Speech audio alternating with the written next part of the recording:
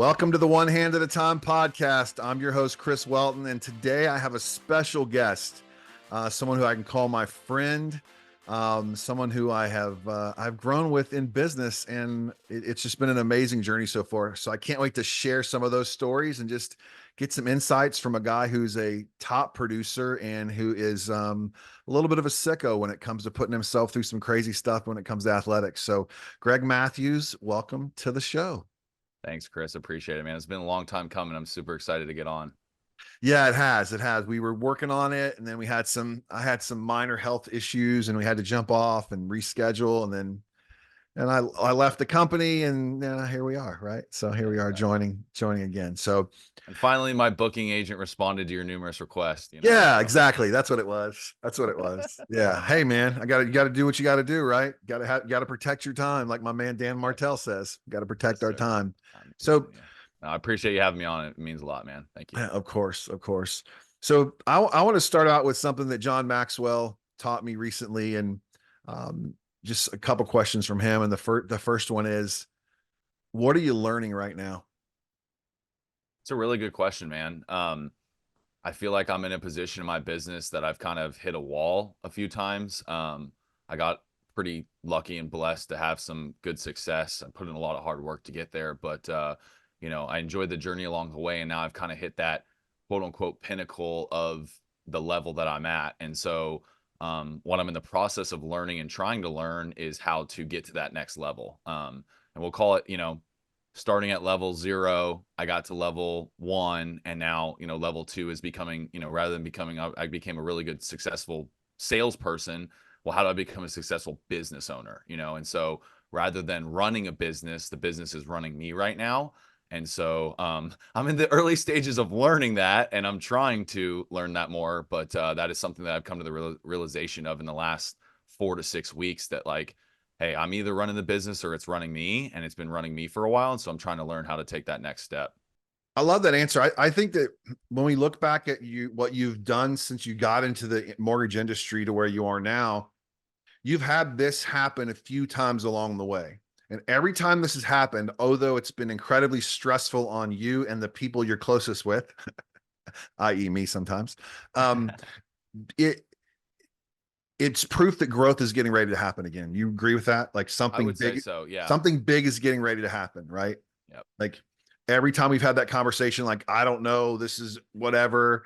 I won't go into detail with all the stories, but all of a sudden you stayed with it and it pushed through and something big happened next. Yeah. And that's what the belief is. You have to have that belief. I think there's a lot of entrepreneurs, but specifically Alex Hormozy talks a lot about, like, for you to continue to try so hard at something, it would be irrational to think that you're not eventually going to win or hit whatever that goal is that you set out for yourself. So there's only two things that happen. Either you continue to fight through or you quit. And unfortunately, a lot of people quit. And so I've been in a position where at the height of my success, I've wanted to quit, like, a lot of times, and just throw in the towel and give away everything that I've worked so hard for.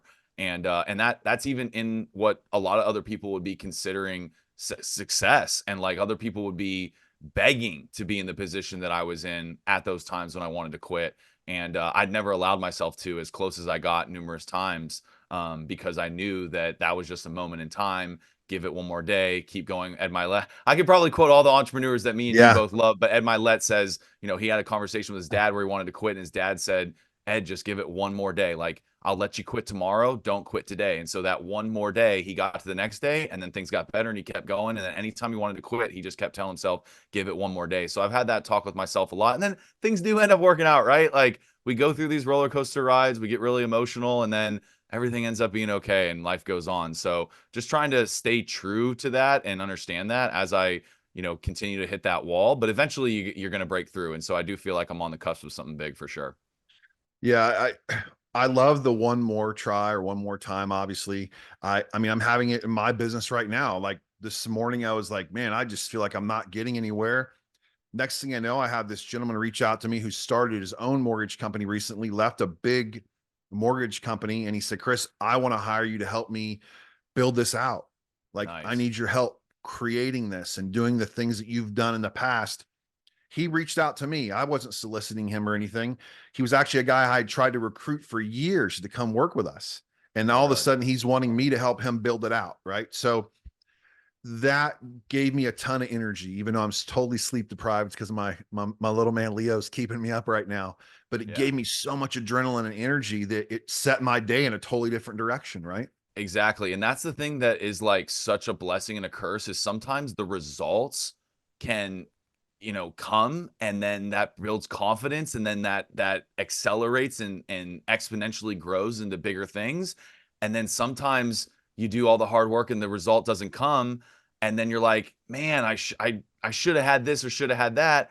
And then that's when people get down on themselves and they quit. But if they realize that they just keep going, that next door that they open could have been the one that gave them the deal that they wanted. Like imagine if you would have quit yesterday and then that, didn't come, or Yeah. imagine that call didn't come today and you were down on yourself and then the call comes tomorrow. Well, eventually the call is going to come. We just don't know if it's going to come in an hour, a day, a month, a year, 10 years. We don't know when that opportunity is going to knock, but we know that if we're doing the right action, eventually the opportunity is going to come. But yeah, I mean, I talk to real estate agents all the time, especially newer real estate agents get in the industry and like they've had 3, 4, 5 months, they haven't had their first closing. I'm like, you could get lucky and walk into an open house, get a buyer that wants to buy $1 million property, and then your next 6 months are set and you're not stressed. And those are the agents that sometimes make it through. And that can be the reason why that person has successful careers because in the first 6 months, they got lucky and got one client that got them through their first year. They still only made one commission of $30,000, but at that time that got them through and now they're a multi-million dollar producer. But at the same token, if that doesn't happen to you, some other combination of something will happen eventually if you stick it through. But some people go 6 months, they don't get a closing and they quit. That next Yep. weekend that they worked 20 open houses, didn't get anything before they quit. That 21st could have been the one that was the one that sealed the deal for them. So you just can never give up, man, which is hard. It's easier said than done. But you've seen that in your life. I've seen that in my life. All the people that we know that are super successful, they'll all say the same thing. Yeah, so I want to give some people a little background on that. Greg's not just saying that because he read it somewhere or saw it on a podcast or we talked about it. Greg went through that himself. When Greg started working with me, and I don't know how long, was it 20, was that It was 2018? March of 2018 was when I started. 2018. And Yeah, when so you Greg called me to started, hire me, I went nuts. I was so happy. I yeah. think you actually left me a voicemail because I was traveling and you were like, "Hey man, we want to extend an offer to you, blah, blah, blah." And I remember getting that and being so ecstatic and calling you back. It was really cool. Yeah, it's crazy how that has evolved since then. But I want to share that with people because Greg had a little bit of experience when he came to work with us, a little bit, and had been in the operations side Mhm. prior, and then went to work for a small broker shop, which really didn't give him much. But how long was it before you closed your first deal with me, Greg?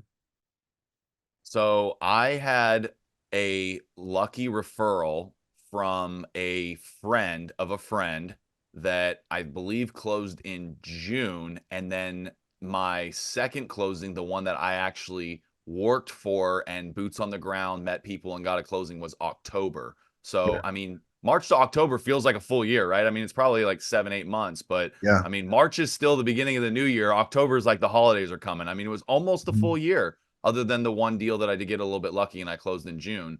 But Yeah. yeah, I mean, so Well, and I'll share this story with you guys because the survival tactics that Greg was utilizing during those times are remarkable. Like, so we would literally provide food in our office for people to eat lunch. Greg would eat 3 meals a day in our office, which I wasn't complaining about it, but that's what he did to make sure he made it work. Right. yeah. There was some Uber driving there. Am I right? Like there was some Oh, other of course. things Yeah. going on Yeah. that you were doing to, Uber driving with my mortgage broker business cards in the door handle in the back seat so Mhm. people would pick it up and say, "What's this?" Right? Yeah. So those were all the little things that he did that people didn't even know he was doing. Then he took huge advantage of social media, learning and understanding Instagram and getting into rooms and killing open houses all the time. Right. Like, Yeah. I mean, that was, you want to go in a little Dude, it deeper on was what the open insane. house? I actually just went back and one of my colleagues, Logan Ware, who's a good friend and former employee of yours that worked for you at CMP, I went back last week and sent him receipts of I went back to January 2019 through February 2019 and I just started taking screenshots and these were just pictures of meetings, events, classes I was doing. I obviously did more than just what's in my camera roll, but I mean I took a 45-day window and it was like there was numerous events or classes that I put on with 30 people and I'm speaking in front of them about something. Mhm. Numerous one-on-one pictures with real estate agents, title, insurance, all sorts of people. I mean, I was hustling, bro. Like looking back, like and that's the thing that Andy Frisella, here we add another entrepreneur in there, talks about all the time. He's like a winner's mentality is like 80 to 90% of the time they feel like they're just getting punched, like kicked in the teeth. 8% of the time they're confused, and 2% of the time they're winning. After the 2% of the time they're winning, it's a fleeting feeling, and immediately they feel like they're not doing enough again. And so that's how I felt looking back on it. I'm like, I wasn't doing enough. I was too lazy because I could have went to another open house and I only hit 2 instead of 3, or only hit 5 instead of 6, right? But looking back, I'm like, wow, I did do a lot, especially compared to the average person that, is not doing anything, taking any action. I did a lot. And that's why I reaped the benefits 2, 3, 4, 5 years later, is because of all that action I took, which is something you always talk about. Like, if you want to know why you're as busy or as slow as you are now, look at your previous 90 days. What were you doing? So, Yeah, it's been remarkable. And do you know how much volume you've closed since 2018? What that number is? so 38, the numbers just came out, 38 something in 2023. 38 I million want million. 38 million, Yeah. Mhm. 38 million in 2023. I want to say it was 35 million in 2022, 35 million in 2021, and 30 million in 2020. Yeah. Then you throw maybe a 10 or 12 million in 2019. I don't remember entirely, but definitely well over 100 million in the last 4 or 5 years. Oh, it's probably 150. It's probably Yeah, yeah. 150 to be exact. So I think about the relationships that you've built along the way, and some of them have blown up for silly reasons or whatever, but you didn't quit and stop with that. I want to talk about, we won't give the name of the realtor out here that you built this incredible relationship you have with right now, because I don't want somebody to try to poach it. But think about, I remember you coming to me and saying the first time you got on the phone with this gentleman. Do you remember that? I really don't actually. Because he had been talking to somebody else in our company. He'd been talking to Jason. Yeah, yeah, I remember. Yep, Yeah. I remember that. When you had talked to this individual, and you're like, I go, just go for it, man. Right? Just make this happen. And you went after this guy who's a whale, who is Mhm. now an absolute killer in the market, Yeah, right? Like, yeah. where did you get the confidence to go after somebody at that high of a level when you were just brand new starting out? Yeah, I mean, there's multitudes of layers to that. I will say that probably the two biggest was, one, I saw something in that person that I wanted to be around. And there's only a few handful of people in my life that when I've met them, I've just been like, wow, they get it. Like Mhm. whatever it is, they get it. And I'm Yep. like, wow, this guy gets it. Like, and he really wasn't at that time nearly as big as he is now. I mean, he was a team of 3, 4 agents and himself still doing a lot of business. Now they have over 24, 25 agents on the team. But yeah, I mean, I that was like, if I let this slip up, I'm the one missing out, like that opportunity was there. And then secondly, just the way that process, that introduction to him happened was just such a wild ride that it was like, this is meant to be. I mean, everyone says like it's meant to be and there's a bigger force in the universe and whatever you want to call it. It was just like, wow, the steps that had to go there. Like I met a title rep that she really liked me, and she gave me an opportunity to help a client that was getting turned down by a bunch of different banks. And so I called that client. I was nervous to call that client because I was still early. I didn't even know what I was doing. I'm like, they can't get approved somewhere else. How am I going to get them approved? I don't know anything. Yeah, right. But I had the capacity to figure stuff out. I had so much time on my hands that I could spend 3, 4 hours on a file every day for a week to figure it out. Go ask a bazillion underwriters what can work. So I worked with that client, got that deal closed, and that deal happened. He happened to be the agent representing that buyer. And so he was like kind of a little bit impressed with me that, whoa, all these other banks said no, and you were able to find a way to get it done. So I knew that he appreciated what I had done on that transaction. And it was just a combination of, wow, this person is incredible. I can tell that they're going to be special. So don't, it's kind of like when you see somebody at prom or homecoming and the girl is so beautiful and you're like, you're scared to talk to her, but it's like she's just so gorgeous. You're so in love Mhm. that you don't even care if you go over there and just drool and don't say anything and embarrass yourself completely. It's worth the risk. So he was worth the risk because I was just like, even if I fall flat on my face, who cares? He's so worth it because I believe in him and what he's doing. And then So like, secondly, so like I the did have first, confidence though from the way that that transaction went for sure. so So like the first time when you saw Rachel. exactly. Okay. Yeah. All right. I Just was want to make just sure we're on like, the same page with that. Okay. All right. exactly. I Okay. just, how many times were there opportunities to approach somebody and say something and I just was like too scared or whatever. But then when I saw my fiance, I'm like, gotta go for it, man. Even Ding, if I ding, fall ding, flat on ding, my ding. face. Exactly. And the Exactly. rest is history, right? So Exactly. I had to throw that in there because Rachel's one of my favorite people on the planet. So, of course. um, all right. So let's talk about how failure, what you've learned from failure, and I want you to make sure you bring in your athletic background. Those of you who don't know Greg was a dual sport athlete, football and baseball. Played Division I college baseball, and just how are you using the way you learned from failure at a young age in sports to handle the stuff that's going on in the mortgage industry right now? Yeah, I didn't realize how important sports were going to be on life skills until long after sports were over. It's so crazy. I just thought everyone was raised that way, but the level of camaraderie and the stick to itiveness, the like you said, overcoming adversity and dealing with failure. I mean, huge life lessons from sports, especially baseball. Baseball is a big time game of failure, right? They always say if you hit 300, 3 out of 10, you're a Hall of Famer, right? Exactly. So yeah, baseball, growing up, playing sports, obviously you're going to lose games, you're going to strike out, you're going to have things that happen that, you work really, really hard and then you go out there and perform and it doesn't go the way you expected, even though you put in the hard work. So I think I realized from sports that um, just because I'm putting in the action doesn't mean I'm going to get the result that I want in the timeline that I want or think that I deserve.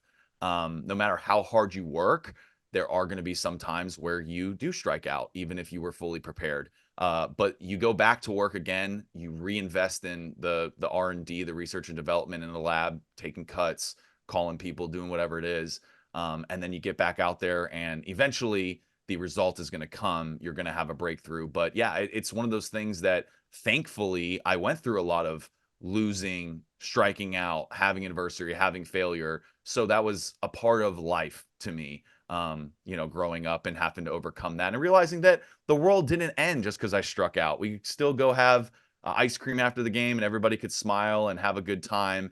And then the next day was right back to work. Let's focus on why we struck out and practice and then get better for the next game in a few days, right? So it's carried a long way in business, especially the mortgage industry. It's tough. You have a lot of unknowns, you have a lot of third parties, a lot of factors that just are outside of your control that you have to accept. I think that's one of the biggest things for me that's been tough, and maybe a little bit of a difference between sports and failure and the mortgage business and failure was in sports, the ball was in my hand. Like I was the pitcher, I was either going to throw a strike or I was going to walk the guy. It was on me. And then I like that. I like that pressure. I wanted the pressure. When the game was on the line, I wanted the ball in my hand. One of our uh, former colleagues, Mike Bogus, his dad, Jim Bogus, who you know as well. I played travel baseball for him growing up. And one thing, ultimate compliment, one of the biggest compliments I've ever had in my entire life was what he told me at his son's wedding. And he said, you know, this guy's got big cojones on him, man. He's like, Greg Matthews, when the game was on the line, I wanted to put the ball in your hands. And by no means was I the most talented player. Like there was guys that threw harder than me, that threw more strikes, that did whatever. But like when it was time to when the occasion was there, I rose to the occasion. I wanted to perform in the high pressure moments. I wanted the ball in my hand. And so same thing in business, right? Like when things are going sideways, when there's turbulence, I want to be the one that takes that head on and addresses it for people. Now, obviously, sometimes I get a little emotional and get a little worked up, as you know. But that's why we have our managers and our supporters and our mentors to be there for us and to talk us through those things and get us through it because we can't do it alone, right? It's called passion. I call that passion. And Greg's a very passionate individual when it comes to helping people out. And it's not just about himself. What I found from you is that when you're upset about something not going the right way, it's not because it's affecting you, it's affecting the individuals who are trying to get into the house or get the refinance done or whatever that is, or your referral partners, it's affecting them negatively. Yeah. You're like, whatever, if I don't get paid, I don't get paid. I'm not worried about that. I'm worried about helping them. And I think that comes across to most people you deal with, and they understand that, right? And that's why you were number one last year, right? I mean, you outperformed everybody. Were you number one the year before that I, too? Is it 2 years in a row? No, I want to say in 2022 I was number 3, maybe number Okay. 4. I think I was Okay. number 3 though. Okay. I couldn't remember, but I knew you were number one the year that just finished This up year, yeah. now. And December wasn't exactly your best month. No, it was slow, Yeah. very slow. Yeah, December was down just a little bit. So, what are you feeling about the market right now? Um, I'm cautiously optimistic. Obviously, I think that going through the large rate increase over the last 12 months and with the stabilization of the housing market and values not crashing has been very, very good for long-term strength of the housing market with how unaffordable housing got based on interest rates so fast. You would think that housing values would have crashed.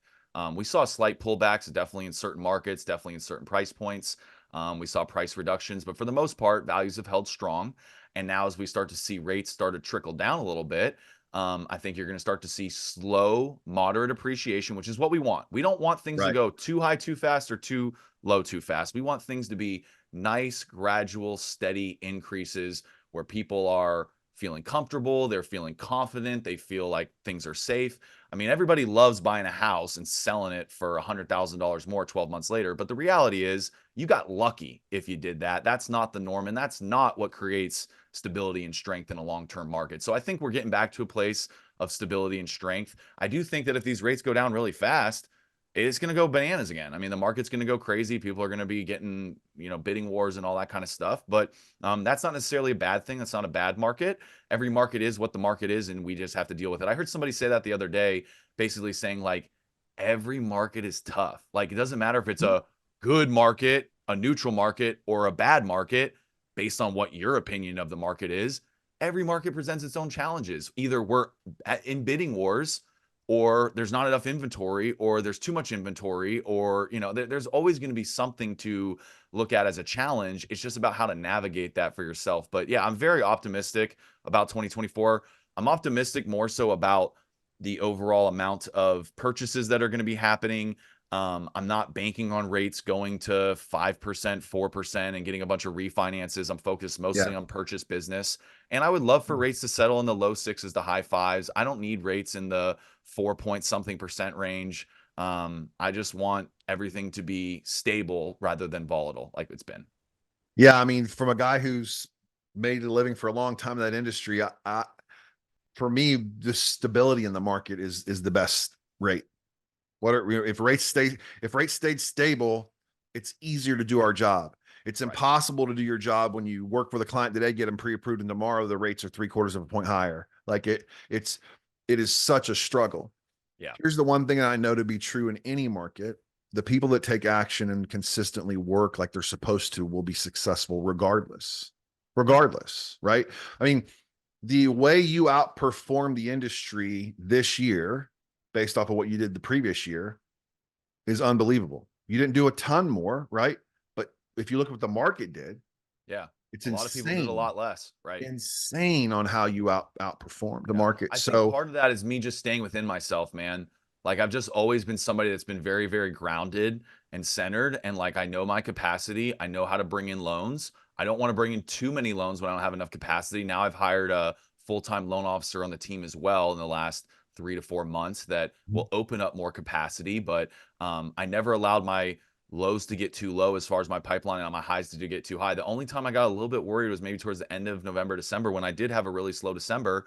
And before, 2 or 3 weeks of being a little bit worried about it, all of a sudden I'm up to like 18 loans in the pipeline just in the last 2, 3 weeks. I mean, we're going to have 10 to 15 close in January and already a few in February. I mean, it was just as soon as it went down, it's right back up, And so that was obviously because of all the action that's been taken over the last months and years and all that kind of stuff. But yeah, I mean, it's a matter of time when you're putting in those actions, you're going to get the results. yeah, and here's something else that's cool about Greg is that and I'll let everybody know what Greg's Instagram is if you don't follow him already, but um Greg doesn't do this from just sitting in his place in Fort Myers, right? Like he's in Australia or he's in freaking Dubai. Like I'm Dubai, yeah. like so he's built a team that can handle it while he's gone, which was a challenge for me to get him to honestly do that, to buy into that part. That was And one to of the let biggest go, right? Yeah, that struggles, was tough. We had a lot of conversations about that. was getting him to let go a little bit of it. Um, But once he's done that, he does pretty much what he wants to do. He puts the work in. Now, don't look, if someone said, what's Greg's best ability? I would say availability. Like hands down. Like, yes, great salesperson, great with follow-up, great with making sure you get the best deal possible, but he's available more than anybody else. Well, there's one other person I know that's just as available as him. I won't say her name on here, but she's just as available and she travels the world too. But Mm-hmm. that's the difference maker. That's why you two do more in down markets. Would you agree with that? No, I appreciate you saying that because that is something that's always been a value add that, I'm like, I tell my clients, like, test me, bro. Like, call me at 9 p.m. on a Saturday. I'm not going to guarantee to answer it every single time at 9 p.m. I might get back to you at 9:30. It might be 8 a.m. the next morning, but put me up against anybody and consistently over the time, there's going to be nobody that's more available than me. Now, that's also taken a toll on me, Chris. I've been doing that for a Oh few yeah. years.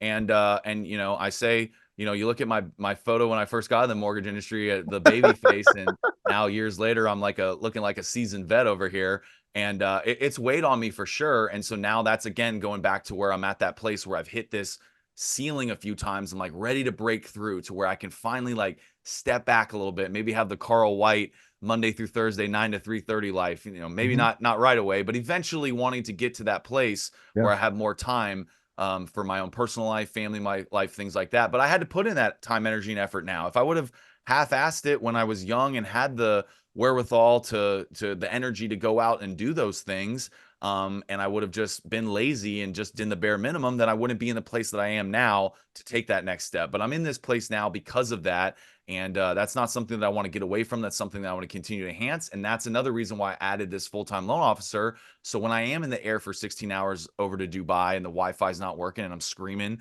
over the Atlantic Ocean, why is the Wi-Fi not working? I just let that other team member know, hey, here's what's going on. These are the people that you need to follow up with. And then my partners know as well that, hey, if I'm not available, you immediately go to this person, they're going to be available, and vice versa for his partners and myself included, to be back up to him when he's unavailable. But yeah, availability has been something that's always been important to me. I realize that is a game changer when it comes to customer service, whether it's a real estate agent partner or a client directly. When they call, they are, majority of the times the answer is getting picked up on the first or second ring. Now, of course, I might be on the other line. I'll text them, hey, I'll call you right back or whatever. But people don't go 2, 3, 4, 5 hours without getting at least a, hey, I'm not available, call this person, or hey, I'll call you right back, or an immediate answer, right? Because that's huge in this business. You got to be available. Yeah, and you're one of the best at that, and I will Appreciate attest it. to that. I've traveled all over the country with Greg, and I've had to be like, dude, come on, let's just go I smoke this know. cigar real quick, dude. Are we not going to go play roulette? Like, what's going on? Like, we're so I know. Blessing sometimes I and a do have to curse, put him man. in check though. I'm like, We've played golf with colleagues, and they're like, "Dude, get off your phone." And I'm like, "I'm yeah, working, man. Like, I'm here to make money. I'm here to like yeah, take care of people. Like, I want to enjoy myself." But that is where like the true passion lies, and that's where I go back and forth on the mortgage industry. Like I told you how many times I wanted to quit and get out, but I'm like, this is something I'm really good at, and the reason why I answer emails on the golf course and I take calls when we're in the roulette, salon in Vegas is because I like it. Like I wouldn't, if I absolutely hated it, would I keep doing it? No. I mean, money can only take you so far. I don't only do it for money. I do get compensated very, very well, but at the same time, there is a passion that I have there for helping people and being available and wanting to have people know that they can rely on me, right? And so yeah, those are all my passions, and that's just what I don't even think about that, bro. That just naturally happens. I'm just naturally tied to like wanting to get back to people and give them answers right away and take care of people basically. yeah. So I know that you got your master's, right? You have an MBA. Yep. Did you think your MBA was going to take you to being a loan originator? Had no clue, man. My MBA was so that I could get one more year of college. Right. So you could play another year of I football or was whatever, playing right? ball Yeah. and hanging out at the frat house. And everybody's like, "Didn't you graduate last year?" I'm like, "Yeah, I'm fifth year, baby." I'm like Van Wilder out there hanging out in my 30s. And I transferred into that school. So everyone really thought I was like dang near 30. I'm like, I'm Yeah. 22, bro. I'm just the Yeah. same. I'm a year older than you. What I find is most people are in that industry by default. Like they didn't, when I was a kid, I'm not going to originate loans, right? Like, I mean, that Yeah. wasn't what we thought about. Fall And, into it. Yeah. and once people get in that find a passion in it, they realize that the opportunities it creates for their families, they can't really do in much else legally. Right. So the next question I have for you is, how's it been with your friends, right? Um, that I had a hard time because I made a lot of money and was very successful at a young age. My relationships with my friends were tough at that time because they just were not on the same page. Have you had a lot of those challenges too because of the trajectory you've been on and you just making it happen? I know you have a couple friends that are super successful outside of that, but I'm talking about like the majority of your friends. Yeah, yeah. There's probably a few unrealized relationships that maybe aren't the same as they used to be. I would attribute some of that maybe to growing older as well. But Mhm. I'm very lucky and blessed that I have a few close friends that are on the same level, that are above me, that I look up to, that inspire me, that I can brainstorm with. Obviously, one, our mutual friend, Anthony Ricciardi, Mhm. who's one of my best friends from college, that we've stayed in contact over the years.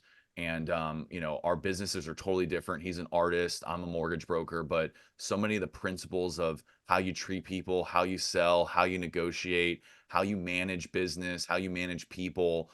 There's so much overlap there from a conceptual standpoint that we're able to bounce ideas off each other. Whenever he's having a down day, he can call me, and vice versa. I can call him whenever I'm having a bad day. And it's just great to have somebody like that in your corner. I mean, he's literally my best friend. Like I can always go to him. So that's awesome. Then I have our other mutual friend Logan, who really helps me on the social media side of things with video editing and all that. And like, I mean, that guy's such a technical whiz and can do so many incredible things. And the fact that he's like my friend is so helpful because he's obviously somebody that I hire and use for certain things, but there's a deeper meaning to that relationship when he is really a friend that can help beyond just the business aspect of things. So, I mean, having friends that are successful and having resources and all that is amazing. But yeah, I mean, there are some friends that, as I've climbed the ladder pretty quickly and done pretty well for myself, they're on a different projection in life. And the good thing is that majority of those friends, I would say there's no bad blood or any kind of like jealousy or anything. It's just, we're in different path waves in our life and different trajectories, and we can still get together once a year and have a beer and everything's great and we catch up and reminisce on old times. And so that's really been awesome. But it is funny and interesting how people decide where they're going to go in life. And there's nothing wrong with wanting to have a job and just get married and have kids and have one single family house and hopefully pay your mortgage off one day and go on 1 to 2 vacations a year and just live very modest and a middle class life, and want to enjoy your life and watch football every weekend. And there's a lot of things that I enjoy doing as well, and not having as much stress maybe. But yeah, I mean, a lot of the friends that chose that, we still can watch football together and Mhm. enjoy that and whatever. But I've been very blessed, man. I mean, especially with my high school friend group in the Orlando area, some really great friends, some great friends from college, especially Alabama State, the baseball team that we played on. We have a lot of friends within that group that, I mean, man, I haven't seen some of those guys in 3, 4 years. And I know if we get together for my bachelor party coming up or wedding or whatever, like we're going to kick it just like we did. We're going to pick right back up where we left off. So I'm very blessed in that sense. Oh yeah. No, I agree. I think you do have a great circle of friends. The ones that I know anyways are Yeah. Yeah. you don't have that issue of not worrying about sharing what I'm going through as my wins and then and feeling awkward about it, right? They don't Right. get it, but they do get it. So I got to shout out my buddy Luke too, which you met a few times. I Luke, didn't, I didn't yeah, mention Luke yet, but Luke's a very successful business owner as yes, well, working in Canada and Florida and doing a multitude of different things, growing a business very rapidly. He's a little bit more private about that stuff, and he handles his business and whatever. And he just likes to laugh at me when I get angry about my business. And he tells me, "Hey man, it's fun over here. I just take clients out and drinking and and whatever." And he lives a fun lifestyle. Luke's a fun, laid back dude, but he's very successful as well. So shout out to Luke as well. yeah. Luke's super nice. I've had an opportunity to hang out with him a few times, and Yeah, definitely you can tell he has intentional focus when it comes to the business side of things. Like he absolutely. really he likes to have fun and party, but boy, he puts his mind He to it. can It's going to dial it in. happen. He can, Yeah, I don't know how he does it. That is something that yeah. like he can really like shut it off and turn it on. Like boom. It's impressive. Yeah, I'm very impressed with what he's been able to do. So it's amazing. All right, man. So as we wrap things up here, man, I just want to say that Greg, it's been amazing. I'm so happy that you came into my life in 2018. Started out as an employee, become a good friend of mine, and one of the few people I've let come see my son so far. And um, I can't wait to see what our relationship grows to. And I appreciate you, dude. I Yeah, really do, I man. appreciate you too, man. It means a lot. I mean, it's just crazy how things happen in life, and one call leads to this person, leads to that person, and then some people are just in your life temporarily, and some people are there for the long haul. And I know that me and you, Yep. we're going to be together for the Yep. long haul, and I really appreciate you, and I'm glad to call you a dear friend. Yep. And I'm super excited for you, and I'm super jealous of you for this awesome trajectory you've taken in your life, getting out of the mortgage industry. But one day I'll be there as well. I know. I'm going to follow your roadmap. That's one thing that Yep. I'll say that from just certified mortgage planners in general, yourself, the other guys in leadership, like you guys just did what I went through, right? And so I realized very soon, like these guys are the guys that I want to be in 10, 15, 20 years when I'm where they're at or where they're going. So why don't I get under their wing and learn from them and follow that roadmap, right? And so you've Yep. built that roadmap that I'm now learning from you and going to continue to follow that plan. So hopefully eventually, I can do what I want to do one day. I mean, I'm so proud of you and so happy for you that you truly took that leap of faith a few months ago. And I mean, you know, we love the mortgage business. You love the car business. Like those are all great things. But, Yep. we've had conversation about, man, I want to chase what I really want to do. I love the mortgage business. I love my work family. I love everything about what I'm doing, but I'm going to love this a lot more when I'm doing it for myself and going out on my own. So I'm just really proud of you, man. And super excited. Thank you for having me on the show. I appreciate it, dude. Yep. Well, my pleasure, man. My pleasure. And those of you that want to follow Greg, what's the best way to follow Greg Matthews?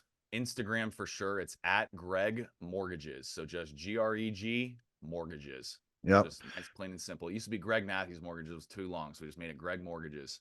Yep. He's the guy to follow. If you want to get passionate and learn about the career and an opportunity to become a loan officer, I would definitely ping Greg. I know if he found the right person, he'd add more people to his team. So Absolutely. a guy that's always trying to get out there and make it happen, but you better be passionate about it and understand what passion really means to work with my man, Greg. So, Yes, sir. all right, brother, it's been my pleasure. Thank you for tuning into the One Hand at a Time podcast. Please make sure you like and share the episode, and we'll see you next time here at the One Hand at a Time podcast. Make it a great day.